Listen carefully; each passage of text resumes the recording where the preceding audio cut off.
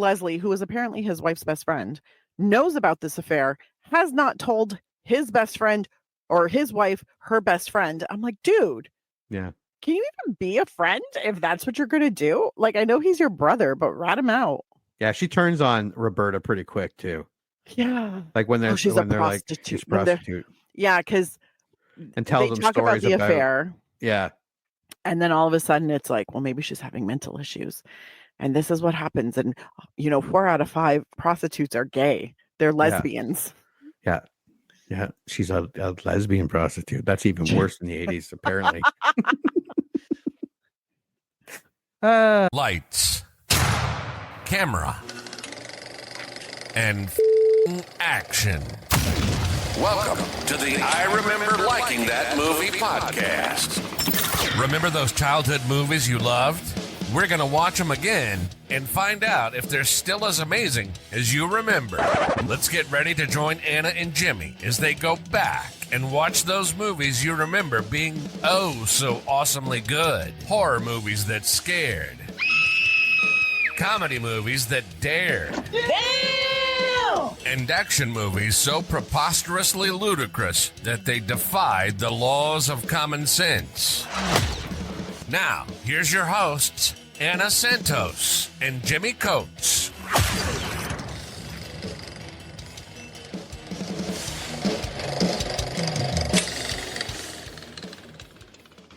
Welcome to the I Remember Liking That Movie podcast. Today, we are going back to the 80s. Actually, I didn't realize that. Our next, and probably when we do the drive-in shows, they're all 80s. I didn't realize it. They are all 80 movies. So for the next little while, we are going to be in the 80s. And I am not mad at that. No. Not at all. I'm kind of mad at this because I do not remember this movie at all. We are back in 1985. Yeah. We are going to watch Desperately Seeking Susan. Correct.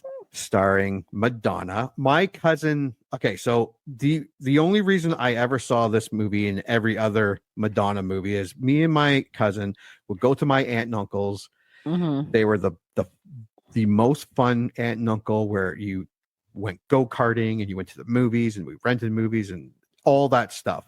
Yeah. And my cousin was a Madonna freak. So not only did my uncle rent this for her and we watched it, it played a few more times throughout the weekend. I'm not a huge Madonna fan. I know a lot of her songs because they play on the radio. Yeah. I know she's an icon and she's done all this stuff. Her movies. Oh no. I'm not a huge fan, or wasn't a huge fan back then. But I kind of remember, I don't know if I liked it or it was okay. I don't remember. Yeah. That's the problem. I remember some basics of this. Now, the thing that's important to note for Madonna is I think this was so early in her career. She wasn't trying to be an actress. No, she's being her character. She's just being herself. And it works in this. It works in this so well. But basically, I think it's, oh God, what is her name? Rosanna Arquette. Mm-hmm.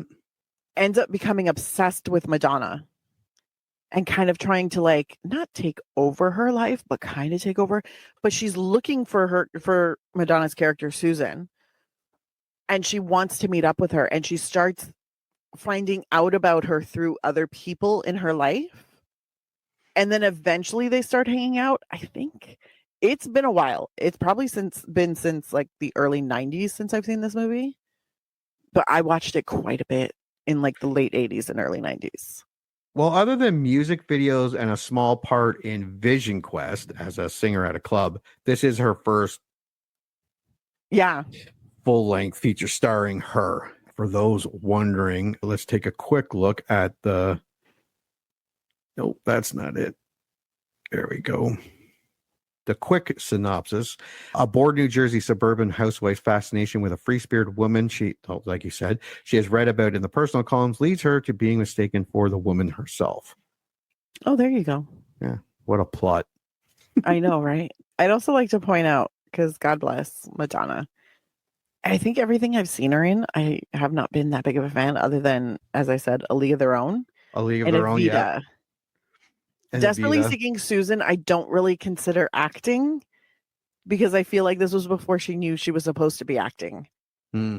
So it's really just her on film from the 80s. Her from the 80s on film. I feel like I really need to clarify that because Madonna from the 80s and 90s, Yeah, very completely different. Yeah. From today's Madonna. All right. What do we think the budget was for this movie? I don't think it was that high. No. I don't know, like Oh, 2 million? 5. Oh, 5. That was my Yeah. first thought. And then I dropped it to 2. Now let's take a look at the box office. Now I would think that I don't think it was a box office, but there was probably enough Madonna fans. I think it was a bit of a cult hit. Yeah. Okay, so it opened on March 29th, 1985. Well, international made $523, but international back then wasn't. International back then was like one random independent theater in like the UK. 27.3 million. Oh, so it made money. Oh, it made a lot of money. Yeah. Impressive. That explains the Madonna movies that fucking followed it. I know. They're like, Madonna makes money. So on its first weekend, it opened at, Jesus Christ, 14th. But it was only in 268 theaters. Oh my God. Here's in order from 1 to 13. Police Academy 2 opened at number 1. Okay. Mask. Oh God, yeah. Friday 13th Part 5 was in its second week. The Care Bears movie. Ooh. Porky's Revenge. Return of the Jedi re-release. The Last Dragon. Baby, Secret of the Lost Legend. Oh, that was about that little dinosaur, right? Maybe. Beverly Hills Cop was in its 17th week, and it was still at number 9. Witness was in its 8th week. King David, Amadeus, The Breakfast Club in its 7th week, and then Desperately Seeking Susan. Also, but it had legs, obviously, because... No, it did. Yeah, because it went 14, 13, and then it got into 760 theater, and it jumped up to 5th place. 5th, 7, 9, 10, 7, 8, 8. So yeah, it had legs. So it made money.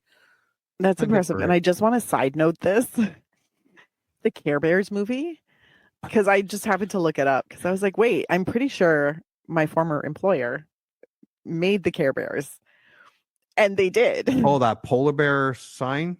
Yes, Nelvana. Yeah. Nelvana, yeah. Nelvana produced. I just because I remember as a little kid watching Care. But it was funny because after I started reading this, I was like, oh shit. The director of this movie, I actually worked with her too. Really nice lady. And then I started reading like who the voices were. Mickey Rooney. Jackie Burroughs. Mickey Rooney. Wow. Jackie Burroughs and Cree Summer. So Cree Summer does a lot of voice work, but most people will know her from A Different World. And Jackie Burroughs, Ed Hetty from Road to Avonlea, who is literally a Canadian icon. But anyways, I just thought I would give a shout out to Nelvana for the Care Bears movie. Thank you. I don't work there anymore. I got laid off. But I mean, if a job's coming up, if you guys are producing something, let me know. This movie was directed by Susan Seidelman. What has she done? She's done this movie. Oh, she's done a few Madonna videos. Making Mr. Right. She Devil. That's not I want to put that on your resume. Yeah. No. Sex in the City. She's done a few episodes now and then. A lot of TV. The Ranch, Stella, The Electric Company. Interesting. Nothing ginormous, but this also stars Patricia Arquette, Madonna, and Aidan Quinn. Yes, who was and is ridiculously attractive. John Turturro, Will Patton, Stephen Wright. What's his name? Giancarlo Esposito. Giancarlo Esposito. Yeah. Jesus Christ. Laurie Metcalf, Will Patton. Robert. Yeah, Mike- there's actually Michael Badalucco. there's a lot of people in this movie. Now, this is a while ago, so I'm guessing they were starting out. That would make sense. Yeah. Yeah. Or early into their careers. Very early into their careers. Because a lot of them really hit their stride in the 90s. Yeah. Now I'm kind of curious. Like, especially for Aidan Quinn. Because he was like in the 90s, he was like the sexy serious guy. So now I'm like, where? Okay, so he did some TV, but this is like his third credit. So he did like so very new, music. yeah. Yeah, very new, very early. All right, let's go over some taglines for Desperately Seeking Susan from 1985. What the? Okay. Every man is desperate to have her. One woman is desperate to be her, but someone is desperate to kill her if they can figure out who she is. That is not a tagline. No. However, it is a great blurb. Yeah. Roberta is desperate to be Susan. Susan's wanted by the mob. The mob find Roberts instead. Also a great blurb, not a tagline.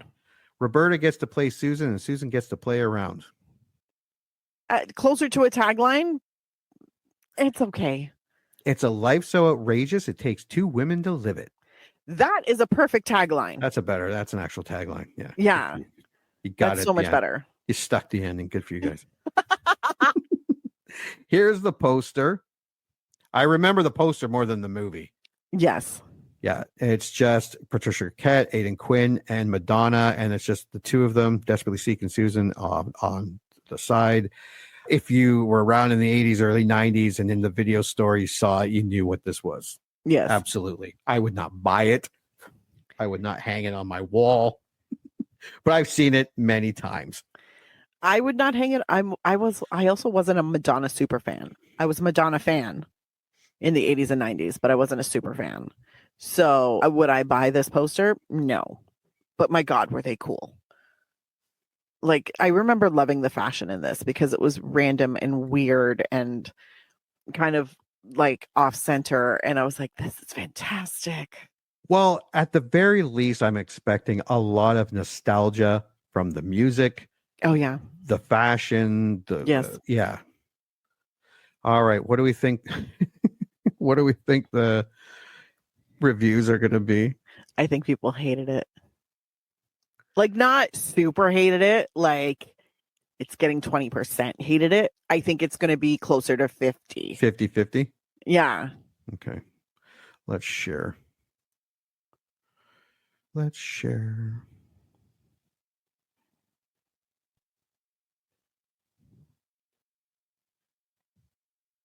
There we go. There she is. Oh. What the fuck?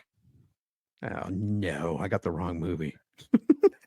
It's actually 35 reviews, comes in at 86%. Wow. And this is okay. And 25,000 plus user ratings. Popcorn meter is at 62%. So they don't like it as much, but still a lot of people liked it. Do you want to go for the good or the bad? I can do the good. Okay, I'll look for the bad. You can start when you find one. I'm ready. All right. James Berardinelli from Real Views said, blessed with the right script and cast, Seidelman crafts the perfect tone, a grounded whimsy that allows the fairy tale elements to take flight. Original score, 3 out of 4. Okay, a few scenes are very funny, but the picture would have worked much better if Seidelman had thrown away half the dialogue and built some momentum. David Denby, New York Magazine, Vulture. This modern bohemian take on the classic screwball comedy, complete with amnesia, mistaken identity, and a stolen treasure treated as secondhand jewelry, is also a great time capsule of the New York street culture of the 1980s. That's from Sean Axmaker. Stream on demand. No original score.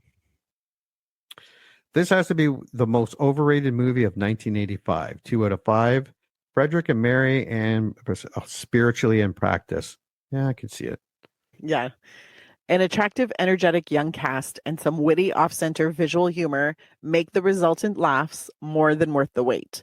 That's from Kirk Ellis at The Hollywood Reporter. Fred Topple from About.com gives it 1 out of 5. Surprisingly boring and annoying 80s movie. Mistaken identity, blah. Nothing really funny happens. Wow. He really didn't like it. No. From the Variety staff at Variety, all of this is cause for consistent smiling and a few outright laughs without ever building to complete comedy. Interesting. That was a positive review. Paul Antacino from the Washington Post says, more central to the popularity of Susan is the way it allows the audience to feel hip. No score, just didn't like it. And I'm out. So Time Out said, even if the plotting, a mistaken identity farce involving that old chestnut amnesia brought on by a bump to the head, is square as a square peg, Madonna has never found a better fit than the role of Susan. And this review was posted in 2006. So her other movies had come out by this point. Yeah, because who knows? Maybe I did like this more than, because I've seen them all. Yeah. And I could be blurring them all together because there are ones that I do not like. I did not like. They were even back then. And I liked a lot of really shitty movies when I was a kid. And there were some of hers that I didn't like. But maybe I got this one wrong. Maybe I did like that one. I think because we both chose Desperately Seeking Susan, right? Yes. Yeah. Yes. Because I remember, because the other choice that we had was like, Who's That Girl?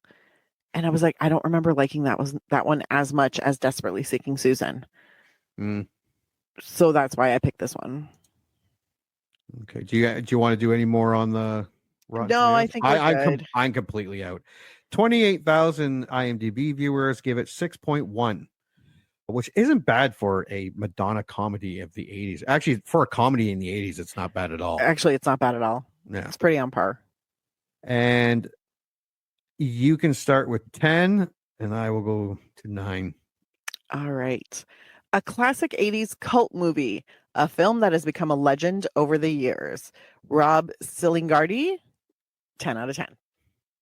Well, Nikita76 says New York, Madonna, the 80s, perfection, 9 out of 10. Let's see.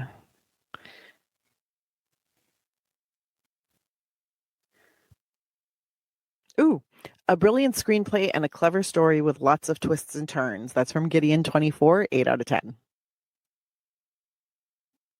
Okay, let's see. Much better than could reasonably be expected. Ex-Rue, prisoner number 73772. 7 out of 10. That's what I'm hoping for. Much better than I thought. Yes. Cute script and Arquette. JJ Dossie, 6 out of 10. Good cast, respectable for a low budget, but such a dumb story. 5 out of 10. Quino, 1984. Sets a new benchmark for contrived plotting. MJ New, 59, 4 out of 10. Adam Johns, prisoner number 42575, says desperately lacking. We haven't had a pun on the name in a movie name in a long time. Wow. But to be fair, this was the only 3 out of 10. And here's the only 2 out of 10. Dreadful Fantasy. GCD 70. We have Fuck Rascal Top, PHUCK. 1 out of 10. What a waste of time. I might be drunk, but this sucks. T. Addy. Desperately Seeking Talent from Peter 185. I might be drunk, but this sucks. And then there's the one that you wanted, who just wrote fail, period. Fail. Just a fail. Just fail. All right, let me find the trailer. We will watch it and we will. It was sending me to Desperate Housewife. I mean, I get it. So much desperation. All right, let's share. She's a woman of mystery. You can date. A woman of surprises. What are you doing here? A woman named Susan. Come on. Orion Pictures presents Desperately Seeking Susan. Susan! My God, we all thought you were dead. No, just in New Jersey. Madonna is Susan. The hottest voice in rock is now the freshest face on film. Every man is desperate to have her. One woman is desperate to be her. Everybody I know is desperate except you. I'm desperate. You? But someone is desperate to kill her. Killed? Come on. What? If he can figure out who she is. I'm not Susan. I don't believe it. I'm a housewife and I live in Fort Lee, New Jersey. You never stop, do you? Starring Rosanna Arquette as Roberta. You know, Garrett, between you and me, what do you really know about Roberta? She doesn't even like sex that much. It's impossible. She'll love it. You can dance. And Madonna as Susan. No more dead bodies, okay? I'll see what I can do. Bye-bye, Bruce. It was fun, huh? Maybe you were the killer. You were with this guy? I was breathing when I left. Get into the groove, boy, that's true. Your love to me. Get up on your feet, yeah, step to the beat. Boy, what will it be? Got a quarter? Want to play? Desperately Seeking Susan. A life so crazy it takes two women to live it. I hate that voiceover. That was a shitty trailer. My God. It's terrible. But that's typical of the 80s. Yes. Yeah, that's They just doesn't had mean the terrible movie does, but trailers. yeah. Yeah. I'm not Susan, I'm a housewife. I'm like, what? You're cheating on your jeez, what?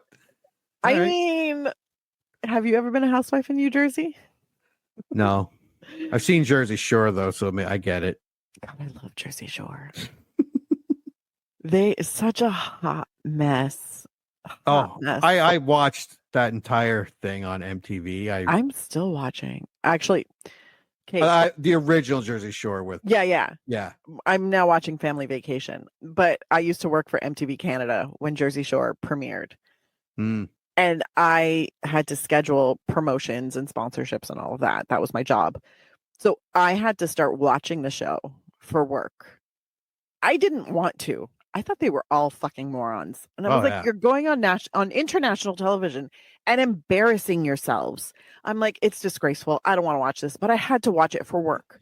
It's like a because car if there wreck. was a problem, I would have to call into Master Control and be like, we need to switch this out. We need to change this. This is what was supposed to air, yada, yada, yada. Anyways, by the end of my job there, I was still watching it. I kept watching it. And now I love these people. It's embarrassing, but it's true. Anyways, what do you think? Do you think you're going to like Desperately Seeking Susan? I don't think so. To be honest, the nostalgia. You could tell there's tons of nostalgia there. I knew the song, that Madonna song that was playing. I love that. That's one of my favorite Madonna songs. One of my favorite. Get in the Groove. One of my favorite songs. And the video is so basic, but I fucking love it because I'm like, yes, Club Kid Madonna. I wasn't expecting this movie that I would have guessed that it didn't make a lot of money. I was wrong. I expected it that I didn't think, I thought it was going to be lower than 50-50. I was completely wrong. Apparently people really like it. Yeah. I'm excited about seeing it just to see. Yeah. I'll be happy either way. If I'm more than be happy to shit on Madonna and Patricia Arquette in the review. I'll be happy to say, holy shit, this was actually a funny movie. I didn't get that from the trailer. No. But I think I'm going to be enamored by the nostalgia. Yes. But not necessarily the movie itself. So I mean, even from the clips that I saw, I'm like, Madonna looks so natural on camera. She just looks like she does in her music videos back in the 80s. Yeah. She looks very comfortable. So I'm like, maybe this is going to be really good. And I love Rosanna Arquette. I think she's a very talented woman. Aiden, he's a hottie. I think because when I was going to IMDb, I think this is where after this, it made money, it was popular. And Madonna's like, hey, I'm going to act. And then because it looked like her other Shanghai Surprise and Who's That Girl did not get as good reviews. Shanghai Surprise. Yeah. So I think maybe I'm remembering those movies and going, what the fuck is this? And this one might have been good. I think this one was a good one. We'll see. Well, now I'm I looking at her hope it movie. is. But I'm like you, like Major League was good. And actually she did a couple in the 90s that weren't bad. Evita, she did in 1996, and I think that was one of her best works. And she actually sang in it, which I was like, God bless Madonna. Well, you might as well use, like, she can sing. She can sing, but she can't. Well, musical theater sing. I was going to say, you don't want to put her in like an opera. Yeah, but I was like, okay, they made it work for her. And I was like, I can appreciate it because she sounded great in it. And I was like, that was great. And then, of course, in 1991, she had her Truth or Dare documentary. Right, yeah. Fucking revolutionary. And then is that when she appeared on like Wayne's World and stuff? Maybe. Did she do? See, I remember liking Dick Tracy. I could be wrong, but I could be way wrong about that. I don't think Dick Tracy was terrible. I don't think it was that good either. Maybe we should throw that in as is it streaming anywhere? I don't know. It is. I loved A League of Their Own. A League of Their Own is so that was a great movie. Yeah. God, it was fucking amazing. And she was really good in it. Yeah, yeah. And Madonna was great in it. She had a great director though, and she a lot of that helps. I think it was also it was one of those characters where like there's not a lot of like deep and meaningful let's explore our feelings for that character. So I think it was a very specific choice. Well, she knows what she was doing. She made a lot of money. She's still making a lot of money. My God. True story. Yeah. She is not hurting. She's the one that married Guy Ritchie and ruined his directing career. Because she made him do that Swept Away movie. No, sweetie. Or is that ruined his movie. His movie by career. doing Swept Away. Yeah. Them must be his choices. Oh, dude. Yeah. Know your lane. But it's okay because then they got divorced. Yeah, and then he went back to making gangster movies. And yes, and he's recovered for the most part. Maybe not to the same level, but pretty close. Actually, he's doing that Mobland that I'm watching on Paramount Plus. It's pretty good. But I think either way, I'm going to enjoy myself. Yes. Because I'm watching a movie from the 80s. Yes. Lots of nostalgia there. I was just a tiny little kid when it came. I obviously didn't go to the theater and watch it. But it would have actually. No, I remember it got rented. It was rented. See, I would have watched it on TV first. Yeah. I probably would have rented it in the 90s. Because I'm sure I rented it a couple times in the 90s. But definitely like late 80s, I was watching this on TV, on like City TV for the late night movies. That's where I was watching this. Well, I don't remember watching. I had HBO and Cinemax and all that, USA TV, USA Network, but I don't know. I'm going to have fun either way. It can go either way. Yeah, which really I'm fine with. I would prefer to, if it's good, that's great. I would be pleasantly surprised. If I walk out of this being like, hey, that's not bad. That was not bad. Yeah. I really enjoyed the movie itself and not just the nostalgia like attached to it. Then I consider that a win. Yeah. But is it likely to happen? No. Probably not. No, probably not. I mean, it could. And then I'll be happy because, And then it would be amazing if our streak continued of movies that like we don't hate. Oh, yeah. Could you imagine going like a whole 52 movies and because even doing Collateral, which I was like not my favorite, but really it was like one section of the movie, but the rest of it was great. Cutting Edge was not my favorite, but I enjoyed watching it for what it was. It wasn't, it wasn't horrible or anything like that. Yeah, we still haven't had a movie that we've hated. No, that we hated watching. So no, it's weird. Let's see if the streak continues. All right. Well, we are going to go watch Desperately Seeking Susan, starring Madonna from 1985. And when we come back, we are going to review it. Yeah. Yeah, we are. I don't even know if I'm going to have to pay for this, aren't I? I don't know. You heard them. Movie time. Let's all go to the lobby and get ourselves a treat, and then watch a classic kick-ass movie from whenever the one we're about to watch was made.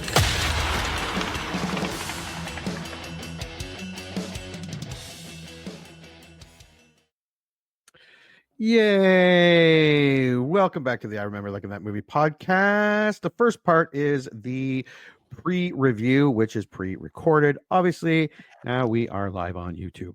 Did you watch Desperately Seeking? I did. What's your initial thoughts? It's not as bad as I thought it would be. Like, I was concerned there for a hot second. Then I watched it and I was like, oh, it's kind of pleasant. Should it have won any Oscars? No. But I mean, it wasn't bad. That's my initial thought. And it was kind of sweet. Yeah, I didn't love this movie, to be honest. I didn't hate it. Same. I didn't overly like it. I got that fucking song stuck in my head for days now. I watched this Wednesday morning.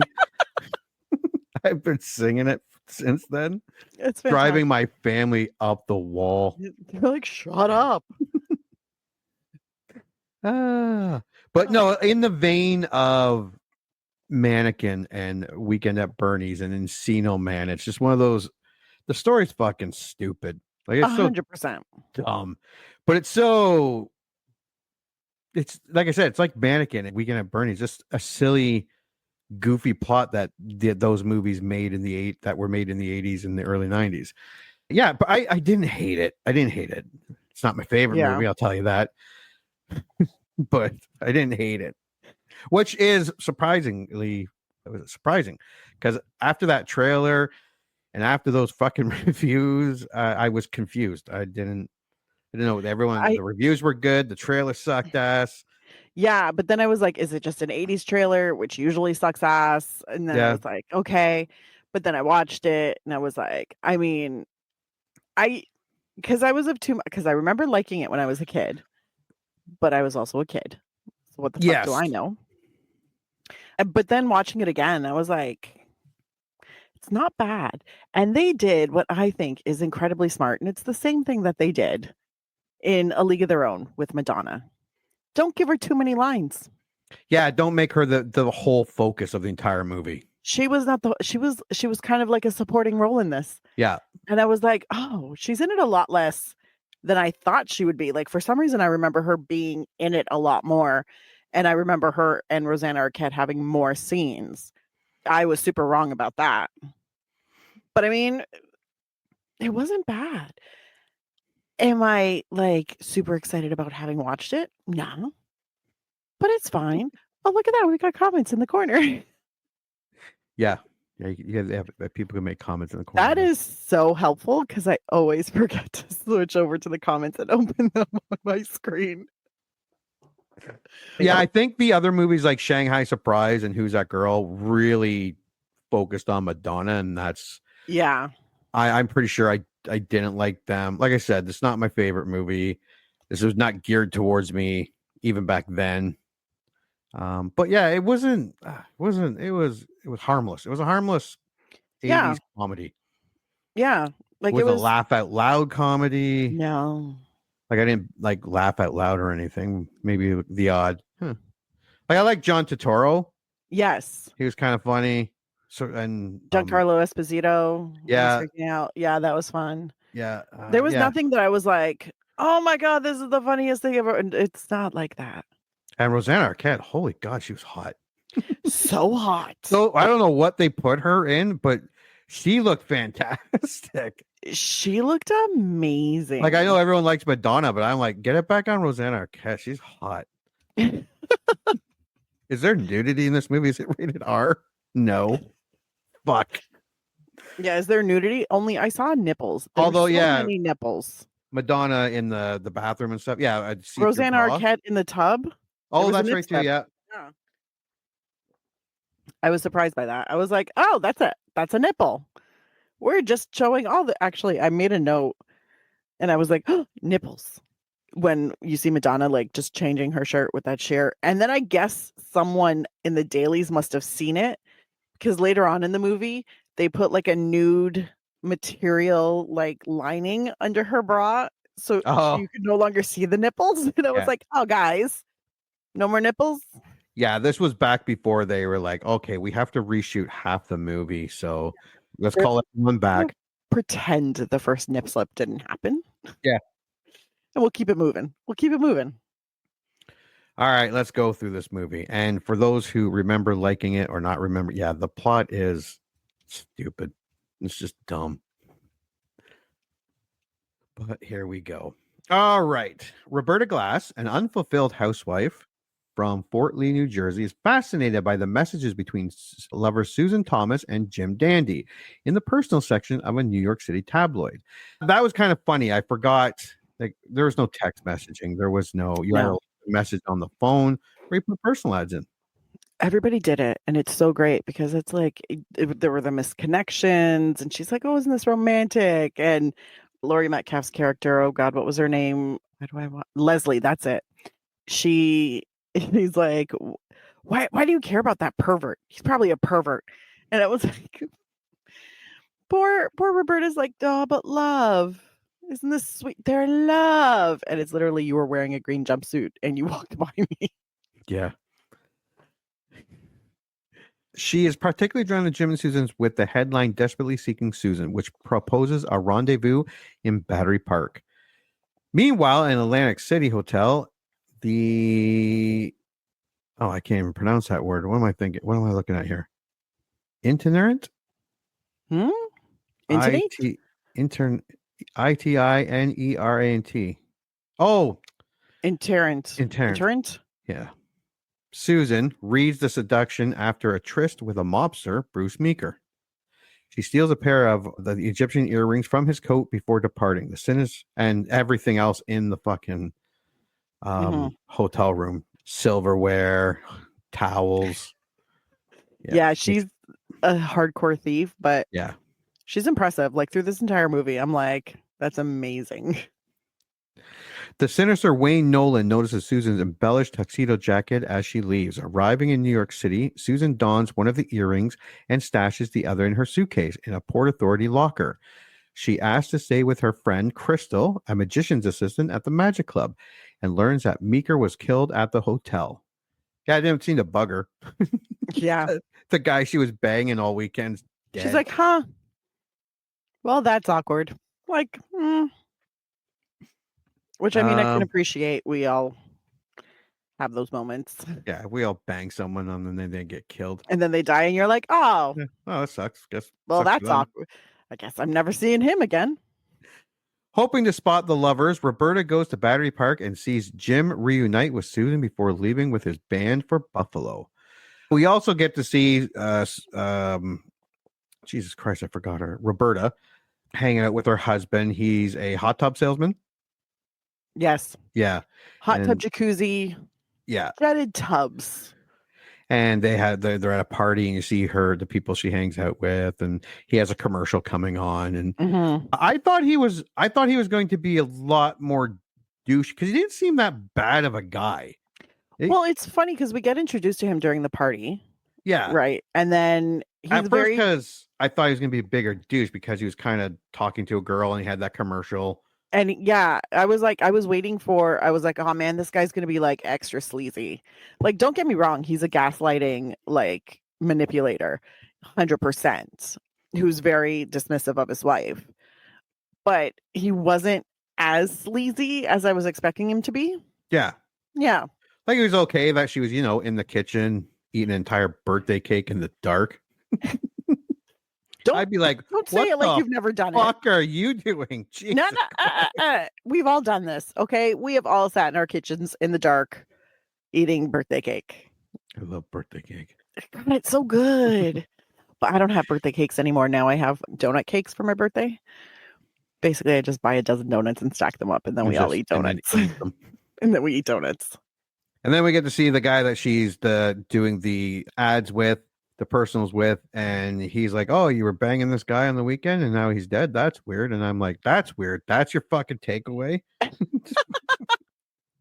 That's your takeaway from this whole thing. You're trying to get with this girl who just came from banging a mobster all weekend and he's dead. Yeah. Like, yeah, the 80s were weird. 100%. 100%. And he's like, I think she's gonna settle down. I don't think this is. I don't think that's. I think the girl she's for ready you, to buddy. settle down. I was like, sir, do you know what she's been doing? Yeah, she's Madonna. She ain't settling down. unless you're a 14-year-old boy. Later she follows Susan to a vintage. Oh, I'm sorry. Later she follows Susan to a vintage store and watches her trade in her jacket before losing sight of her. Yeah, she goes to the store and sees those are the ugliest fucking shoes I have ever seen. What the fuck? But let me tell you, they are so super 80s. Yeah, the Like, rhinestone so boots. The rhinestones, the round toe, the really low like kitten heel, like it's all over terrible. I didn't understand a word you just fucking said. I But know. They're Any they're women stupid. who have bought shoes and give a fuck about anybody who gives a fuck about shoes, not even just women, anybody who gives a fuck about shoes knows what I said. And that's what matters. Because in the 80s, there was this weird obsession with the really low heels. Like sometimes they were just like little nubs. And you're like, why the fuck would you do that? Yeah. It looks ridiculous. They're coming back. Yeah, people are doing shoes like that again. And I'm like, they were bad in the 80s. Why are you doing them now? And it makes me sad. It makes my heart cry. But anyways. Did you notice the Michael Jackson glove? Like she had the one glove on. Yes. Her hand. Yeah. There's a lot of like little moments that you kind of see through this whole thing where you're like, oh, that's so like, because, okay, in 1985, I think the Michael Jackson glove was just starting to pick up. I think people were still making fun of him for that. If I'm not Well, mistaken. Thriller came out in 1984. Yeah. So Secret. What? I Secret Time. Yeah. I got the Michael Jackson red leather jacket and the rhinestone glove for Christmas, and fucking wore it to school. As you should have. As I regretted. No, but back then Michael Jackson was so everyone wanted to wear the fucking Everybody glove. wanted to, but the fact that they would have made this in 1984. Oh yeah. Before it became a trend. Yeah. Like whoever did the costumes on this, like they were hitting like very clear kind of fringe 80s fashion. Yeah. Like the edgy crowd. This was not mainstream fashion at the time. A few years later, it kind of became more mainstream, but it was good. Except for those boots. Those boots were ugly. Yeah, and I'm not into fashion. I'm not fashionable, but even I knew those boots were fucking Don't ugly. sell yourself short, my friend. If you wear the Michael Jackson jacket and the rhinestone glove, yeah, I think there's a little fashionista inside of you. I should find those pictures.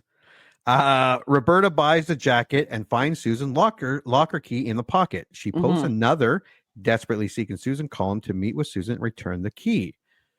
Meanwhile, Jim becomes concerned about the column and Susan's connection to Meeker's death. He asks his best friend Des to check on her. Yeah, he runs a indie movie theater. Yes. I think that's what he has. Yeah. It looks like an indie movie theater. He takes care of all of the films himself. He's got a job. Yeah. Which is amazing because nobody else in this movie seems to have a job except for Gary of Gary's Oasis. Yeah. Gary's Oasis. Yeah. And then they go to, because I think oh no, waiting for Susan at Battery Park and wearing her jacket, Roberta is accosted by Nolan, who mistakes her for Susan as she is blonde and wearing the distinctive jacket. So yeah, she goes and buys a jacket. She kind of has blonde hair, and obviously, a hitman would fucking mix that up and like, oh, that must be her. Susan spots Roberta, but cannot reach her as police detain her for not paying for a taxi fare. Des arrived on a moped and rescues Roberta, who falls and hits her head, causing her to lose her memory and her bag. He believes she is Susan and finds the locker key, taking her to the Port Authority to collect Susan's suitcase. It sounds confusing. It's not. It's pretty simple. And again, dumb. Yep. There, Roberta finds the other earring, and Des offers the couch at his apartment for one night. When they arrive, they find Des's ex-girlfriend, Victoria, and her new partner taking most of the apartment items, leaving him with practically nothing, including no couch. That was a dick move. Yeah. Also, Victoria's kind of a like ice queen. Yeah. And very mismatched with Des. Yeah. Yeah. But that was a thing in the 80s too. Yeah. Yeah, I guess it was. Like one of them was always super artsy and weird, and the other one was like, I'm an accountant. Believing she is Susan, Roberta retraces Susan's steps with Nolan in pursuit. She and Des attempt to have breakfast at a diner where the jacket she's wearing gets her recognized as Susan. And all of this at the time, Roberta, because she hit her head, thinks she is Susan, but she has no memory. She doesn't remember she's a housewife named Roberta. They think she's Susan, so she thinks she's Susan. She hits her head, and it was Des, because he's like, Susan, Susan. And she's like, I don't know who the fuck I am. Also, her purse was like, it was round, so it kind of rolled into the Hudson. That's right, yes. Yeah. Which I was like, wow, you really went for that, like, Susan costume, because I would not have picked out that purse. But anyways, so she just assumes she's Susan. She doesn't remember anything. I'm like, that's super far-fetched because a bump on the head, like, you'd have to be bleeding. There would have to be like brain swelling or something. It's not just bump your head, forget your entire life. But anyways, we're not gonna pick that part apart. But everybody tells her she's Susan. She runs with it, and it's funny to see her kind of trying to pick out information, because they go to the locker and they get out the things, and she starts to see stuff, and she sees one of those lovely Egyptian earrings, and she's like, hold on, there's this matchbook. Let's go check this out. And it's fun to kind of pick out as she's like, oh, I guess this is what I do, or this is, and then she starts realizing that a lot of people don't like Susan. Yeah. Susan makes bad choices. Yeah. Seems I'm a bit of a dick. Why does nobody want to talk to me? Yeah. What the fuck? She and Des are physically ejected from the diner, but Nolan picks up a postcard for the magic club she drops. Okay, so she has this magic card that she got in her thing because that's where Susan's friend works. The hitman, or the art dealer guy, thief, gets that when she drops it.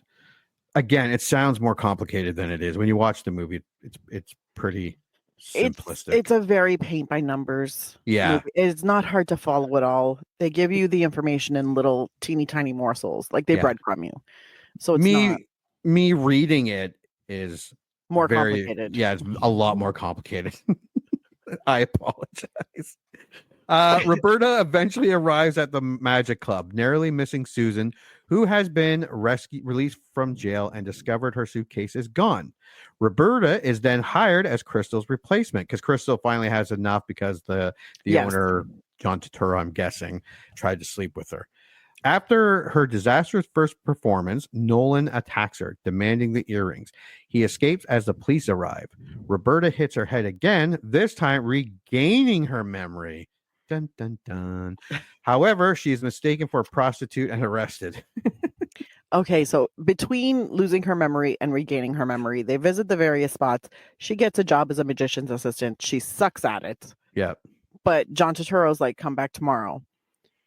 And paid her $20. Paid her $20 for 5 minutes work. of work. Yeah. No, probably not.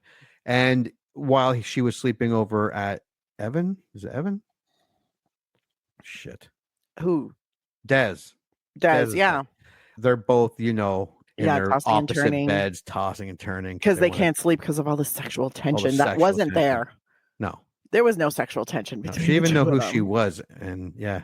And he's supposed to be looking out for her because of his friend, whatever. After her disastrous first performance, I already did that. She's a prostitute now. Meanwhile, Roberta's husband, Gary, who is revealed to be in the midst of a casual affair, searches for her. Is he? Yeah, he is. Remember that woman he was talking to at the party? Yeah. I'm assuming it's her. Anyways, his sister is the one. Well, her name was Becky. Oh, yeah. Yeah. Oh, he's a douchebag. So she was like, oh, yeah. No, he's totally a douchebag. He's a douchebag. He's just not as douchey as I was expecting him to be, but it's still a douchebag. I didn't. Yeah, his sister, Leslie, who is apparently his wife's best friend, knows about this affair, has not told his best friend or his wife, her best friend. I'm like, dude, Yeah. can you even be a friend if that's what you're going to do? Like, I know he's your brother, but rat him out. Yeah, she turns on Roberta pretty quick too. Yeah. Like when they're she's when a they're like prostitute. she's a prostitute Yeah, because and tells they them talk about stories the affair. Yeah. And then all of a sudden it's like, well, maybe she's having mental issues. And this is what happens. And, 4 out of 5 prostitutes are gay. They're lesbians. Yeah. Yeah. She's a lesbian prostitute. That's even worse in the 80s, apparently. He finds his way to the vintage store and is given Susan's number. She believes that Roberta and Des are connected to Meeker's death and want to frame her. Susan arranges to meet Gary at a nightclub and accompanies him home, where they get high. Oh yeah, so Susan actually goes back to his house before that and hangs out by the pool. Yeah, has the TV going and eating his food. And you're actually right. Just having her as a smaller supporting role. Yeah. Like, she was not horrible in this movie. So No. I was thinking of the other where it was horrendous. I remember not liking it back then. They didn't let her talk too much in here. They didn't put her on screen too much. They get her just act like Madonna. Yeah, like they didn't give her any big emotions to work through. Like, they were just like, look cool while drying your armpits. Read this that's written in this book. That's her diary. Like, it was very much be basic. Yeah. And she excelled. She excelled at being basic. Roberta calls from jail but hangs up when Susan and Gary answer. After calling Des to bail her out, they discover his apartment has been ransacked by Nolan. Roberta and Des end up sleeping together, with Des believing he is sleeping with his best friend's girl. Yeah, so she knows she's Roberta and married and sleeps with them. He thinks that she's Susan and his best friend's girl, and they're pretty shitty themselves.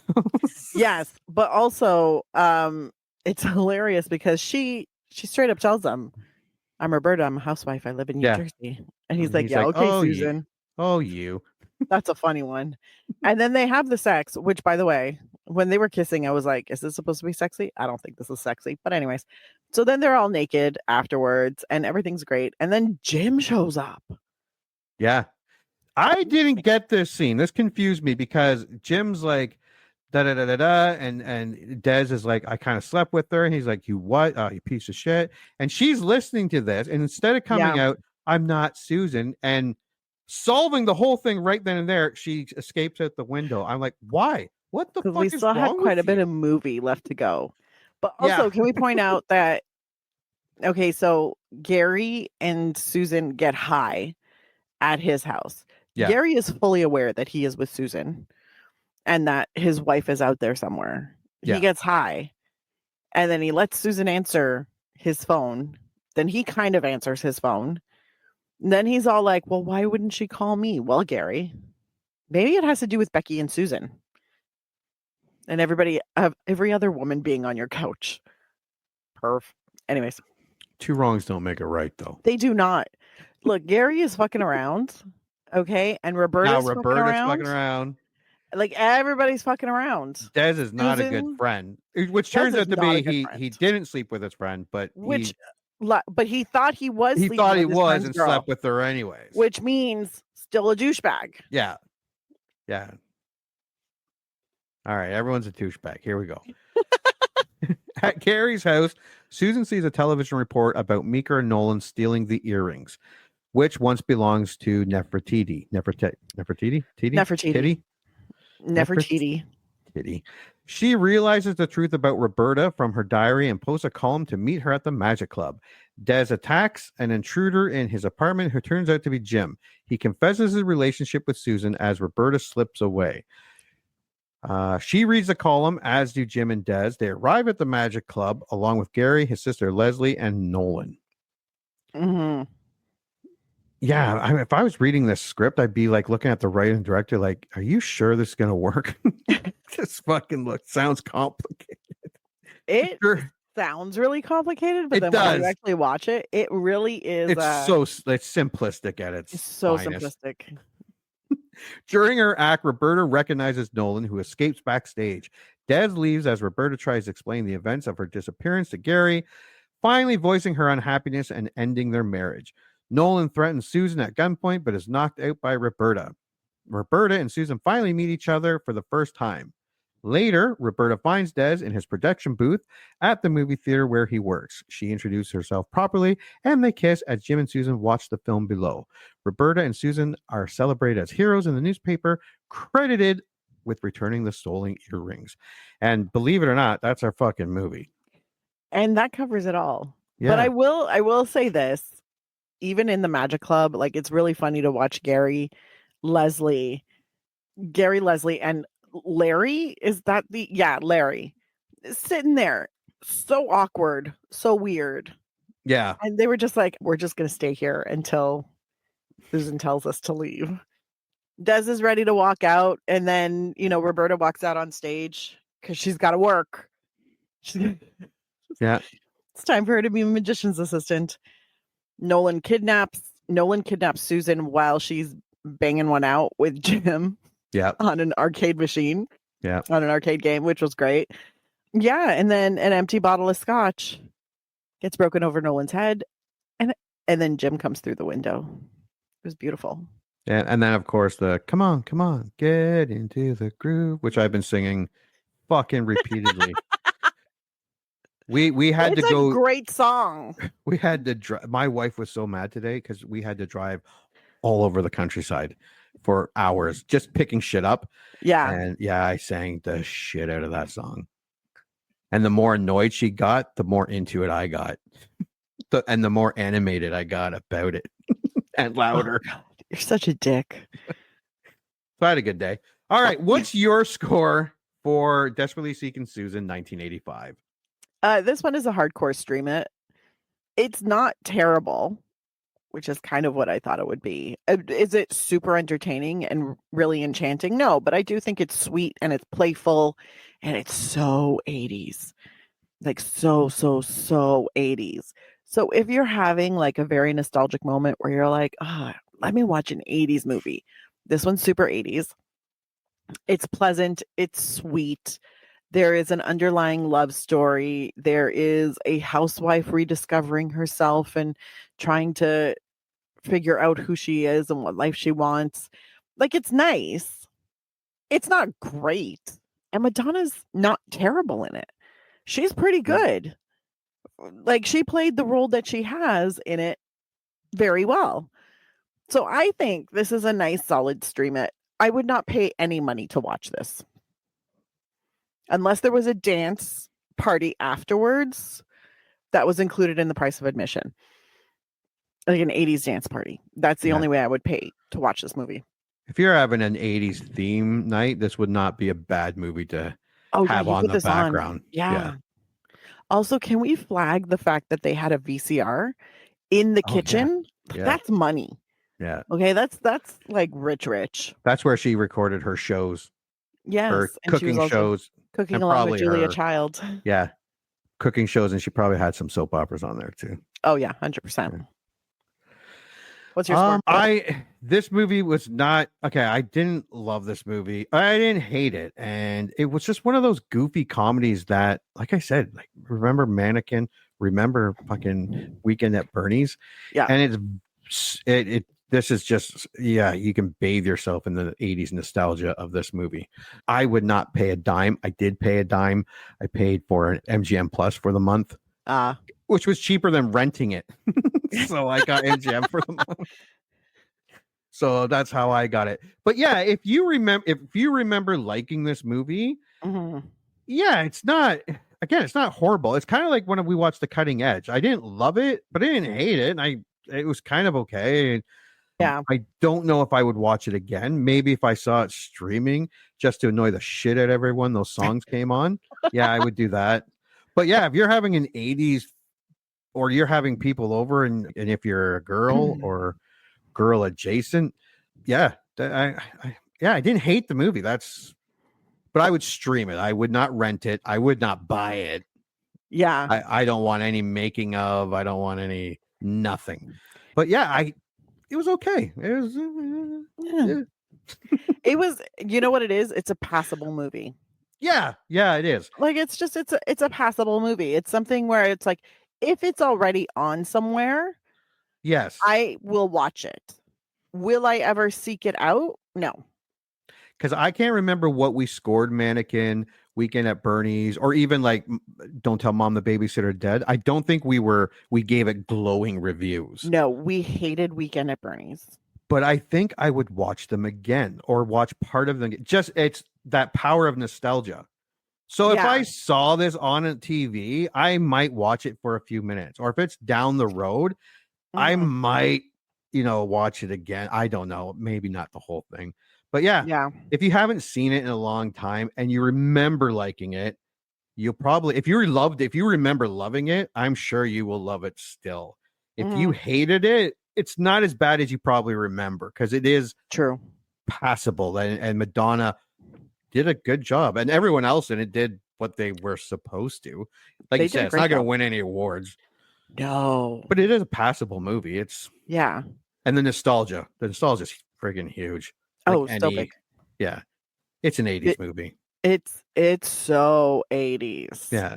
And it's very much that 1980s, like Soho, Lower East Side kind of New York vibe, where everybody's just a little bit weird and different, and all kinds of different people are intermingling, and it's all very inclusive, and it's like, it's just a good vibe. Yeah. And I knew all the songs. I didn't know all the words. I know. I'm like, I know this song. Yeah. I can't sing along, but I know it. Yeah. So yeah, again, I didn't hate the movie. Yeah. Because I would probably get made. My friends heard me say this. I probably get made fun of.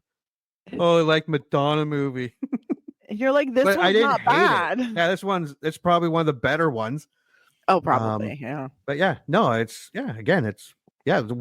we are still on a roll. It's terrifying. I really thought this was going to break us. I thought this would be the end of the streak. Yeah, I thought this was going to be the one too. Yeah, because I was like, I was under 10 when I saw this. Yeah. Like I was a kid. So I was like, damn, I'm probably going to hate this movie. Because I would have just been enamored with like New York 1980s. Like it would have been enough. And shit, I still like, I kind of like it. I don't love it, but I don't love it. I don't hate it. I kind of like it, but I can recognize that it's not an exceptionally good movie. Like it's not objectively good. Yeah, no. But it's got charm. It does. Yeah, that I'll give it. Yeah, there was something very sweet about this movie. Like at the end of it, I was like, "Oh, that was sweet." Which is weird because everyone's a douche and sleeping with everyone, right? And everyone's a thief, and people are pretending to be other people, and people are chasing other people, and there's an actual hitman in this. Like this is fucking weird. On paper, it's not. It doesn't. You don't. On paper, it wouldn't read charming or sweet. No, not at all. Like if they did this movie now, these would not be nice people, and it would not be charming or sweet. This would probably be a better movie, but not sweet and charming. And it would definitely have a more severe rating. Oh yeah, definitely. Yeah, they'd be like, "How can we kill everybody? Let's show the guy being thrown out the window at the hotel." Yeah, that would be today's Desperately Seeking Susan. All right. Well, anything you like to add? Nope, I'm good. No. Okay, so we have two very hard stream it's, but not hate it's. True. Yeah. All right. Well, this is the beginning of a long stretch of 80s movies, which we're not sad about on any level. Nope. But thank you for coming back to this 1985 movie, Desperately Seeking Susan, and until the next movie we remember liking. Congratulations. You just had one of your childhood movie memories vindicated. Or they just eviscerated it. I don't know. This is a generic one-size-fits-all type of ending to the podcast. So thank you for listening, and please join Anna and Jimmy next time for another episode of the I Remember Liking That Movie podcast. If you dare to go back and watch that movie you remember liking,